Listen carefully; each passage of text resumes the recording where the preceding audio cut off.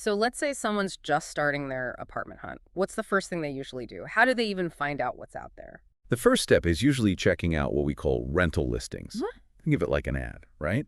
It's advertising available properties.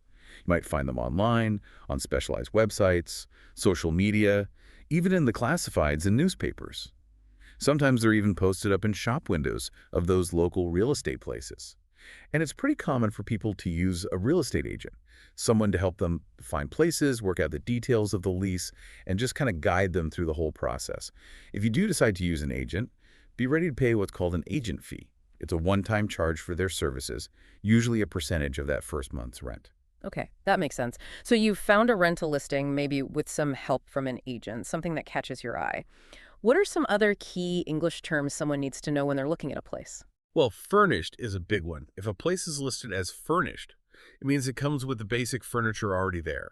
A bed, a couch, or some chairs, maybe a table. That can be super helpful, especially if you're moving from far away or you don't want to go out and buy all that stuff right away. And then you've got to think about utilities, too. That's kind of a catch-all term for those essential services, you know. Water, electricity, gas. Sometimes the cost of utilities is included in your monthly rent. That's what you pay the landlord every month for the right to live there. But more often than not, you're going to be paying for those utilities on your own, depending on how much you use. Last but not least, when you sign a lease, you're almost always going to have to put down a deposit. This is a chunk of money you give up front, kind of a security measure.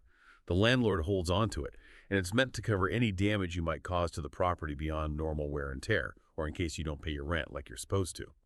But don't worry. If you stick to your lease agreement and leave the place in good condition, you should get that deposit back when you move out. Got it.